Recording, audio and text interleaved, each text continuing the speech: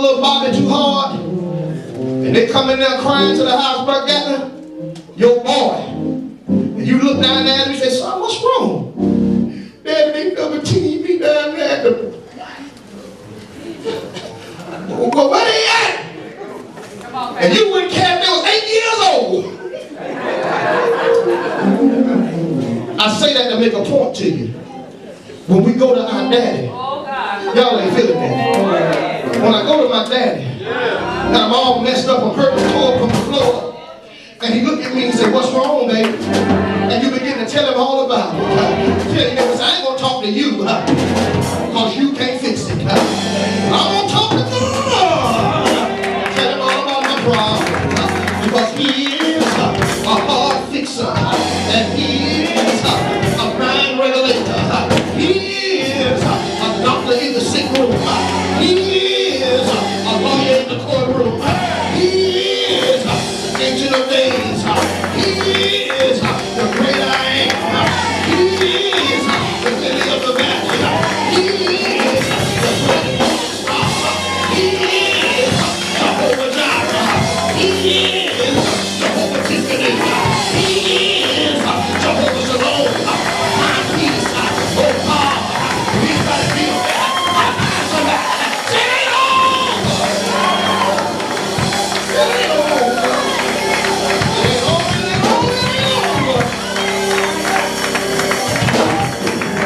It's not over. It's not over. He's my Jehovah Shammah.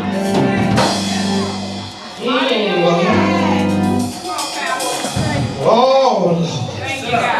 As long as God got his hand on you, I don't care what happened. I want y'all to get this picture now. When Jesus' hand is on you, I wish I could give you a witness out the Bible about that hand of Jesus. Yeah, you might have even got called out by God, and now you find yourself in trouble.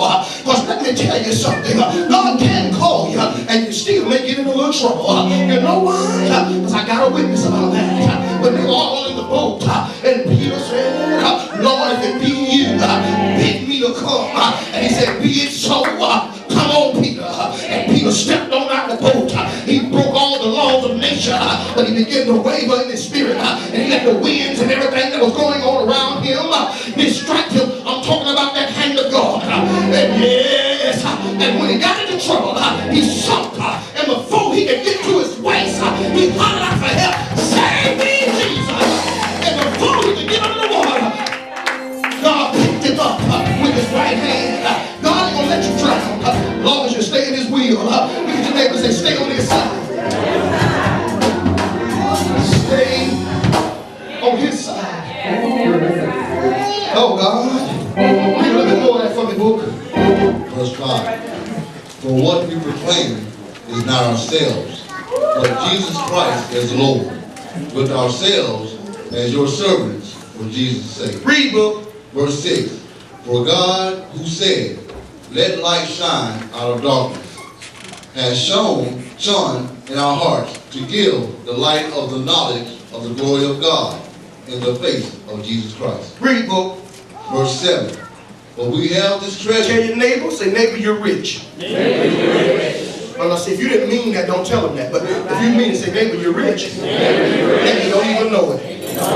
He said, because we have this treasure. Yeah, we got a treasure. So that's what I understand y'all getting mad about. I told y'all some months back about my treasure box. Yeah. I don't know why y'all get mad about what other people got in their box. Amen. But go ahead, read, boo. Treasures in jars of clay to show that the surpassing power belongs to God and not us. Let me tell you something. We have a treasure, but we're like clay vessels. You know why we're like a clay vessel? Because the treasure that we have, God don't want nobody taking credit for what he do in your life. Yes, sir. You hear what I say? Come on. You can't take, if you clay, you don't make it what you, clay does not decide what it's going to be. The potter decide what clay turn into be. Right. Yeah. See, we got a treasure, but we clay. And so God will make us and mold us into what he wants us to be. And sometime in the molding process, you got to go in the oven. Yeah.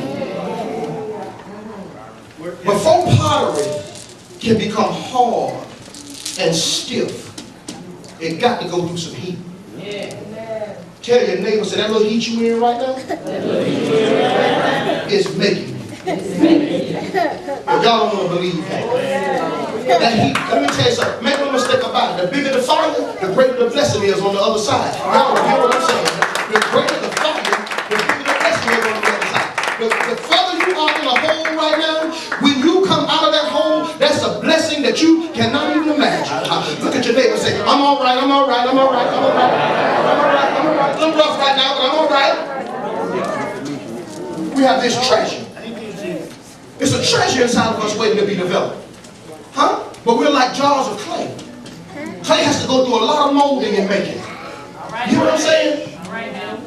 But once we get made, see, when you get made, when a vase is made, it can't be nothing but a vase. When a Christian is made, for real, you can't be nothing but a Christian.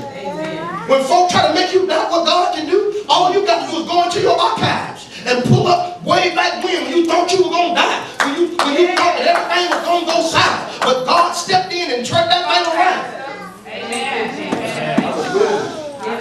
Think back when you wasn't making no money, didn't have no job. Folk was talking about you. Huh? The doctors gave up on you. Husband gave up on you. Mama gave up on you. Matter of fact, you even gave up. That's something that you can give up and God still save you. Amen. Read book. Verse 8. We are afflicted in every way. Wait a minute. What? Read?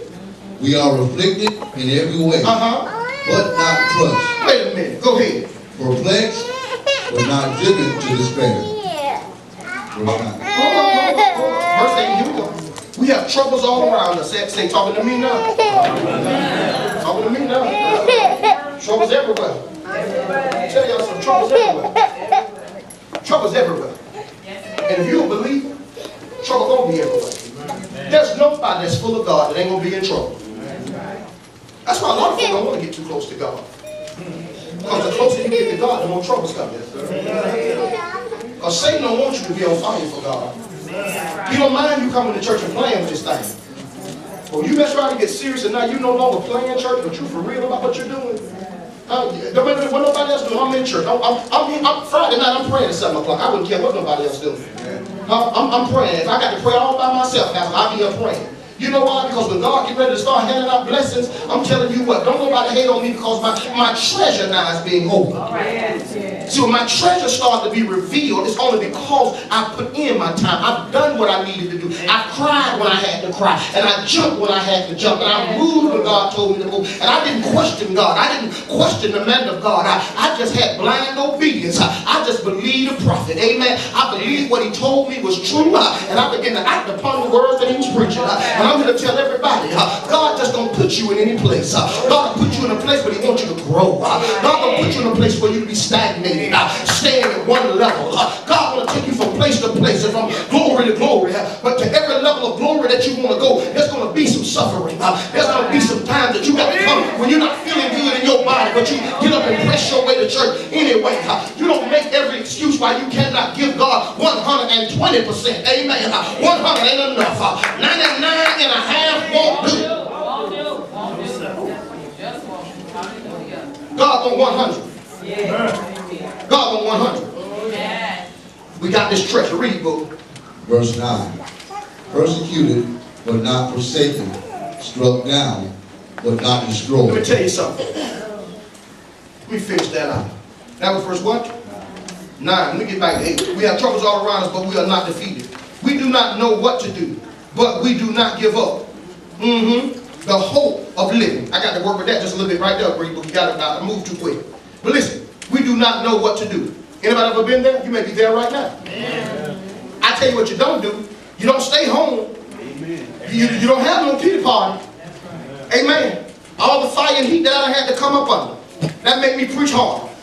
See, if the devil was smart with me, he'd leave me alone. Because every time he brings some crazy stuff to me, I go ahead on and give my little tears on out the way. Then I shake myself off and I come back better, stronger, wiser, quicker, faster. You know what I mean? Because I know that my trials only come to make me strong. And everybody that want to be a warrior, everybody want to be a soldier. See, everybody can't be a born-again soldier. If you're going to be a soldier, first thing a soldier got to do, soldier at least got to make it through boot camp. Before you can be officially called a